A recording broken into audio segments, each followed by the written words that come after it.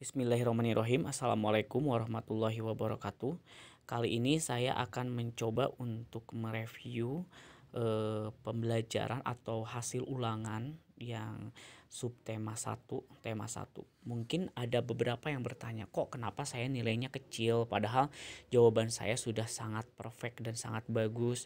Kok saya cuma nilainya segini gitu ya, padahal jawabannya itu sudah benar. Kenapa kok bisa salah? Nah, ini adalah salah satu contoh anak yang menjawabnya itu sangat lugas, sangat sangat jelas dan benar gitu. Jadi yang dimaksud dengan jawaban yang benar secara online itu bukan yang plak-tumplak seperti di dalam buku ya, terus plak-tumplak seperti yang ada di dalam Google copy paste gitu. Enggak demikian gitu. Jawabannya panjang banget, tapi itu enggak ada di kelas 6. Justru itu mungkin pelajaran SMP. Untuk pelajaran SMA itu ketahuan kalau itu adalah bukan, berarti belum memahami konsep yang sudah diberikan gitu. Nah, ini ada salah satu contoh jawaban yang memang cukup bagus ya, dan tidak tidak ada apa namanya, ada sedikit miss sebenarnya, hanya beberapa saja. Yang pertama itu dilihat dari nomor satu, jelaskan perbedaan perkembangbiakan generatif dan vegetatif pada tumbuhan. Jadi di sini sebenarnya hanya perbedaan perkembangan generatif dan vegetatif. Nah, rata-rata anak itu ada bahasa-bahasa ilmiah yang keluar di sini. Anak-anak SD kan belum ya, belum saatnya. Yang kedua, makanya ini jawaban yang lebih tepat. Selanjutnya, bagaimana proses pembuahan? Nah, proses pembuahan ini seperti ini kelihatan bahwa ini benang sari menempel ke kepala putik. Nah, ini sebenarnya masih penyerbukan ya. Nah, pembuahannya itu mungkin dia ingin menjelaskan proses pembuahan, tapi penyerbukan terlebih dahulu, lalu ke pembuahan akan membentuk benih dan sebagainya. Ini cukup bagus sekali ya.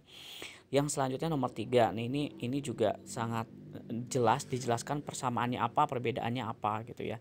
Jadi persamaannya itu apa? Itu golongan umbi-umbian dan merupakan sumber cadangan bagi makanan tumbuhan tersebut. Perbedaannya, kentang adalah umbi batang sedangkan singkong adalah umbi akar. Nah, ini udah jelas ya. Jadi jawabannya itu sesuai dengan harapan yang diinginkan. Yang seperti ini. Untuk mengetahui isi laporan itu menentukan ide pokok, tentukan ide pokok paragraf di bawah ini. Nah, ini dia sebenarnya kalau secara yang diajarkan mencari ide pokok, kebanyakan anak itu adalah pasti kalimat pertama. Nah, dia langsung menentukan ciri-ciri tanaman padi. Betul sekali, ini sebenarnya hal yang apa namanya ya, yang tidak diduga-duga, karena meskipun jawabannya itu adalah kalimat pertama, itu udah benar ya. Ini mengambilnya itu dari ide pokok yang benar-benar ide pokok gitu ya, ciri-ciri tanaman padi.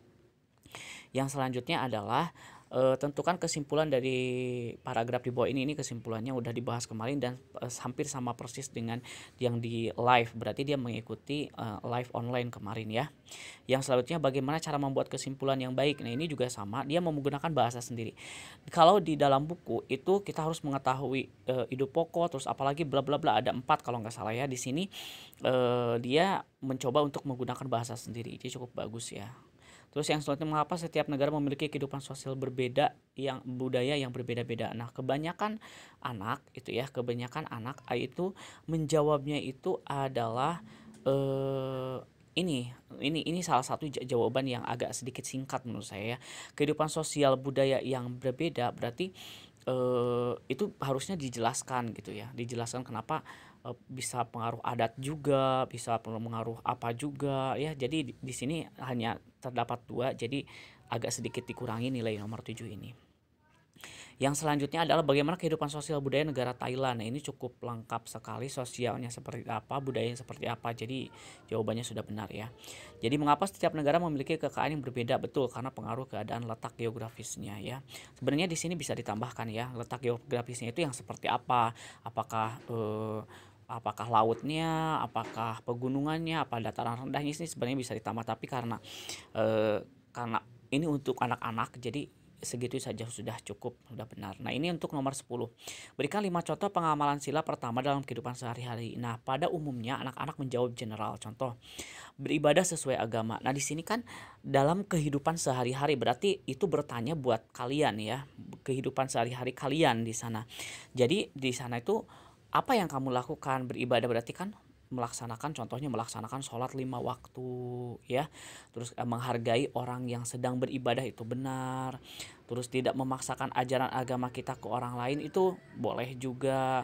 Toleransi antar umat beragama, nah toleransi seperti apa, misal itu kan toleransi nomor 4 itu ada di menghargai orang yang sedang beribadah. Jadi sebenarnya nggak usah lagi ditulis toleransi ya.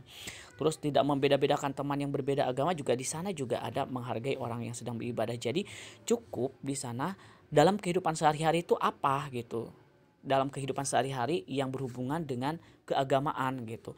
Kayak misalnya salah satu contohnya adalah berdoa sebelum makan ya kan. Nah, seperti itu. Terus apalagi masuk masjid berdoa dulu, kan itu adalah dalam kehidupan sehari-hari begitu ya. Tapi ini jawaban ini nggak terlalu jelek, tapi hanya kurang poin aja gitu.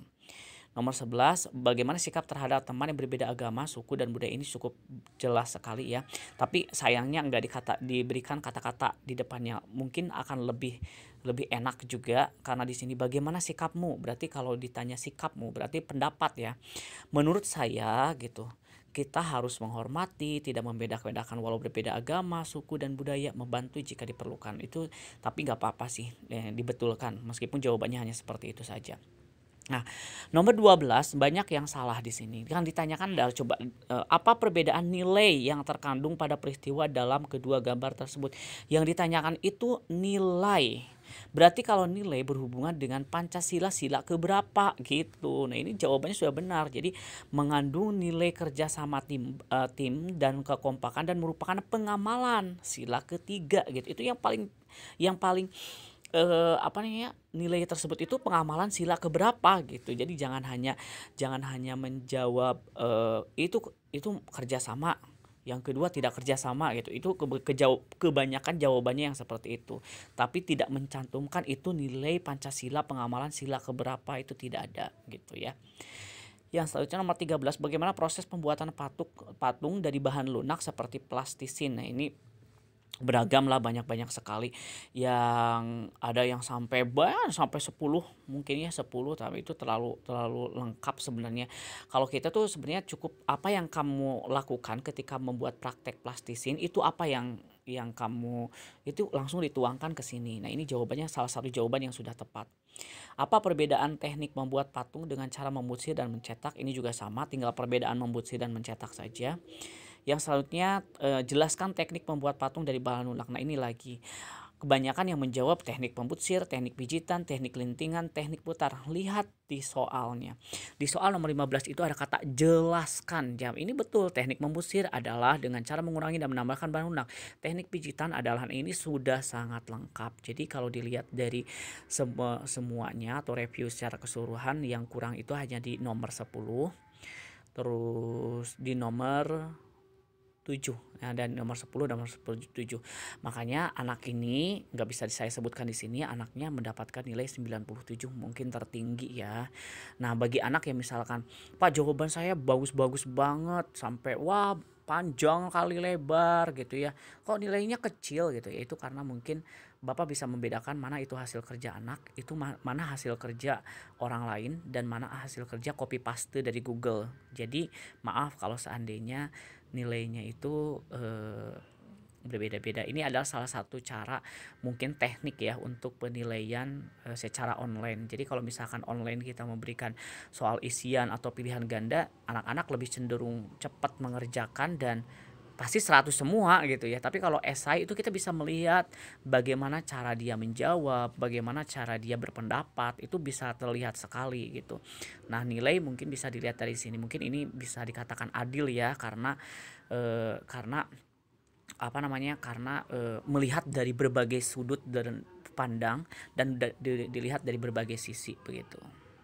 Terima kasih, itu saja mungkin review dari saya, mudah-mudahan bermanfaat dan tidak ada yang merasa dirugikan dengan hasil online ini.